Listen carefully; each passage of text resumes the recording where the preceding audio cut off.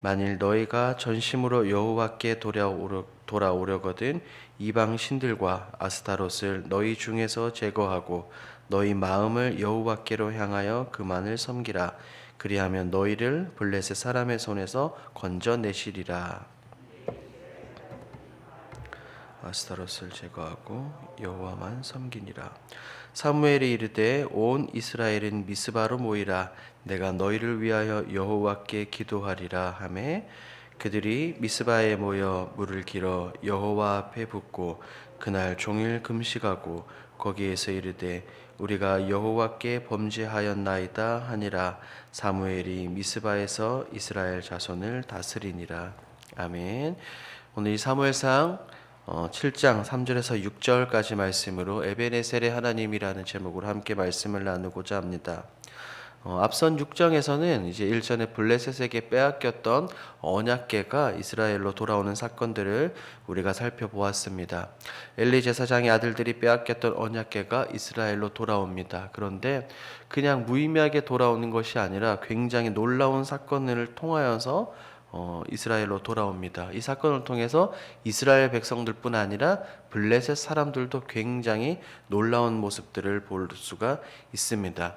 언약궤가 이 다시 백성들에게로 돌아오는 이 사건을 통해서 이스라엘 백성들은 다시 한 번 더 살아계신 하나님의 권능을 경험하고 그들의 마음을 하나님께로 향하겠다라고 그들이 제대로 마음을 먹었습니다. 그렇기 때문에 우리가 함께 읽은 이 7장 본문에서 사무엘은 백성들에게 이렇게 말합니다. 너희가 마음을 다시 하나님께 돌리라. 그 돌리는 방법에 대해서 알려주고 있습니다. 우리가 한 절씩 함께 살펴보도록 하겠습니다. 우리 3절을 한 번 더 읽도록 하겠습니다. 3절입니다. 사무엘이 이스라엘 온 족속에게 말하여 이르되 만일 너희가 전심으로 여호와께 돌아오려거든 이방 신들과 아스타롯을 너희 중에서 제거하고 너희 마음을 여호와께로 향하여 그만을 섬기라. 그리하면 너희를 블레셋 사람의 손에서 건져내시리라. 아멘. 사무엘은 그 방법을 말합니다. 너희가 전심으로 여호와께 돌아오려거든. 여기서 말하는 전심이란 이 원어의 뜻을 보면 흔들림 없는 마음, 그러니까 굳건한 마음을 이야기합니다. 왜냐하면 지금까지 백성들은 성경을 살펴보니까 그들의 마음이 갈팡질팡하며 흔들리는 마음으로 하나님을 섬겨왔던 것을 알 수가 있죠. 왜냐하면 이것은 우리가 예전에 살펴본 것처럼 이 사사기와 이어지는 본문의 말씀들이기 때문입니다. 왜냐하면 사무엘은 이스라엘에 있는 마지막 사사이기 때문입니다. 사사 시대의 상황이 어떻습니까? 이스라엘 백성들은 그곳 가나안 땅에 살면서 하나님을 섬기지 않은 것이 아닙니다. 우상들을 섬기며 하나님을 함께 동시에 섬겼습니다. 그렇기 때문에 사무엘은 이제 너희들이 흔들리지 말고 전심을 다해 굳건한 여호와 신앙을 가지고 하나님만 사랑하라라고 이야기를 하고 있습니다. 여기에서 사무엘이 말하는 향하다라는 이 단어가 중요합니다. 이것은 굳게 서다, 확실하다라는 의미입니다. 그러니 이전 사사 시대와 같이 그들의 마음이 흔들리지 말고 이제 완전히 뿌리를 내리고 말뚝을 받고 하나님 한 분만 바라보라는 것입니다. 그리고 백성들 중에서 반드시 이스라엘 백성들이 반드시 행해야 될 것을 말하는데 그것이 바로 이것입니다. 이방 신들과 아스타롯을 너희 중에서 제거하고. 왜냐하면 이 한나의 신만을 섬기는 것이 아니라 여러 종류의 신을 섬기는 것이 가나안의 종교 문화였습니다. 그렇기 때문에 이스라엘 백성들은 그곳의 문화와 융화되어서 유일하신 하나님 한 분만을 섬긴 것이 아니라 이 신도 섬기고 저 신도 섬기고 다른 많은 신들을 섬겼습니다. 하지만 우리 하나님은 분명하게 뭐라고 말씀하셨습니까? 신명기에서 우리가 쉐마라고 잘 알고 있죠. 신명기 6장에 나오는 그 말씀을 통해서 유일하신 하나님을 분명하게 말씀하셨습니다. 이스라엘아 들으라. 우리 하나님 여호와는 오직 유일한 여호와이시니 너는 마음을 다하고 뜻을 다하고 힘을 다하여 내 하나님 여호와를 사랑하라. 아멘.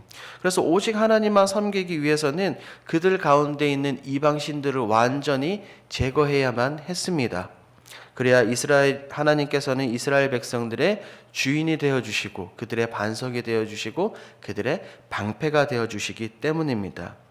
이스라엘의 최대의 적인 블레셋으로부터 완전하게 건져주실 것을 하나님은 몇 번이고 말씀하셨습니다. 그런데 참 아이러니한 것이 있습니다. 무엇이냐면 언약궤가 이제 법궤가 블레셋에 빼앗겼을 때 하나님은 크신 권능으로 말미암아 블레셋을 치셨습니다. 그들의 다곤 신상을 박살내셨고 각종 독한 종기를 보내 그들을 혼내셨습니다. 그래서 블레셋 사람들은 하나님의 살아계심을 알고 하나님의 손을 분명하게 두려워했습니다. 앞선 6장에 그것이 기록이 되어 있죠. 그래서 이제 어린 송아지들을 통해 언약궤를 다시 그들에게 백성들에게 돌려보냈습니다. 분명히 블레셋 사람들은 하나님을 두려워했지만 아이러니한 것은 이스라엘 백성들은 하나님을 두려워했던 것이 아니라 그들을 압제하고 괴롭히는 블레셋 사람들을 두려워했습니다. 이런 총체적인 난국 속에서 지금 사무엘은 백성들을 모으고 그들에게 유일하신 하나님 한 분만을 섬길 것을 말하고 있습니다. 우리 4절 말씀을 한 번 더 함께 읽도록 하겠습니다. 4절입니다. 이에 이스라엘 자손이 바알들과 아스타롯을 제거하고 여호와만 섬기니라. 아멘. 사무엘의 이 말을 들은 백성들이 이제 분명하게 깨달았습니다. 그들의 문제가 무엇인지 깨닫고 그들 가운데 있는 우상들을 제거하고 여호와 하나님만 섬기기로 작정을 했습니다. 그래서 이제 사무엘은 백성들을 미스바에 모으고 금식 기도했습니다. 6절도 함께 보도록 하겠습니다. 그들이 미스바에 모여 물을 길어 여호와 앞에 붓고 그날 종일 금식하고 거기에서 이르되 우리가 여호와께 범죄하였나이다 하니라.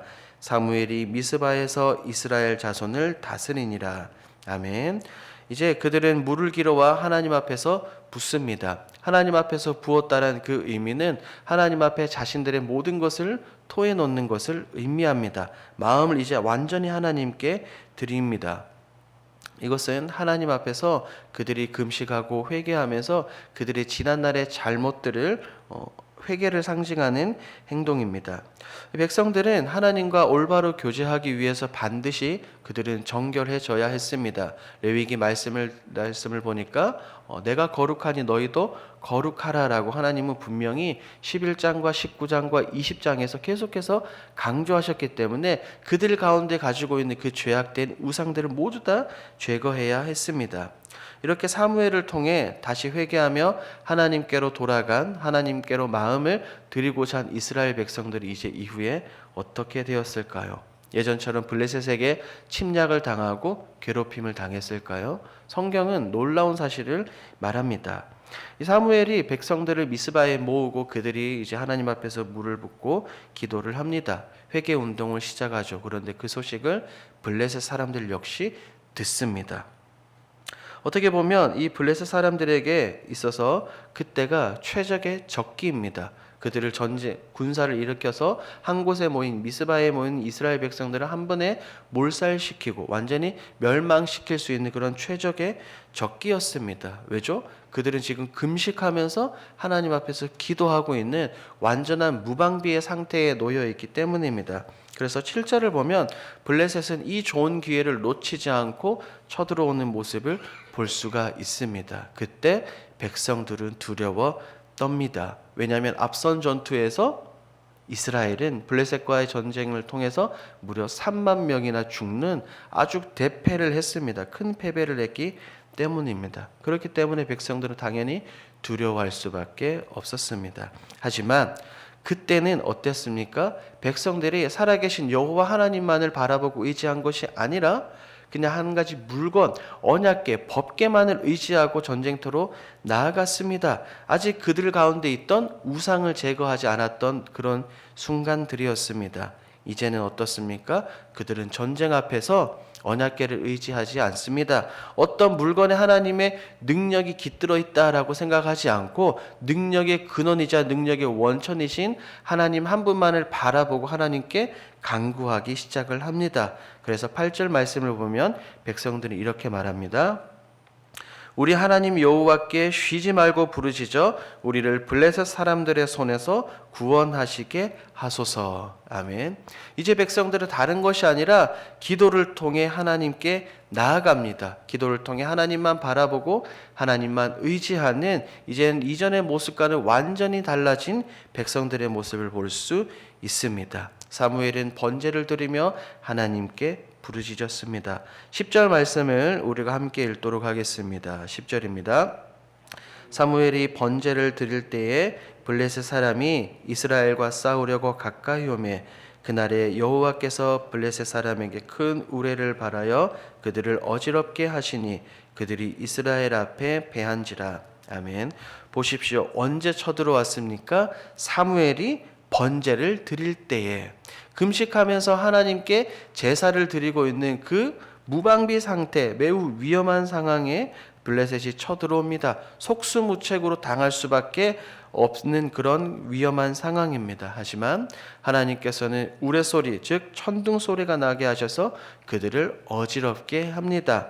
그래서 백성들은 블레셋 사람들을 추격하여서 무찌릅니다. 11절 말씀을 보면 이스라엘 백성들이 어디까지 블레셋 사람들을 쫓았냐면 벳갈 아래에 이르기까지라고 나와 있습니다. 이곳은 벳갈이라는 장소는 블레셋의 영토입니다. 블레셋의 지역입니다. 그러니까 이스라엘 백성들이 완전한 대승을 거둬서 마치 지금 블레셋 땅에 이르기까지 그들을 쫓아가서 그들을 멸절시켰다는 것을 알 수 있습니다.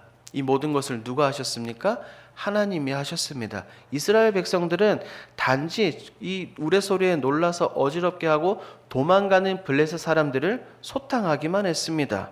그들은 다른 것이 한 게 없습니다.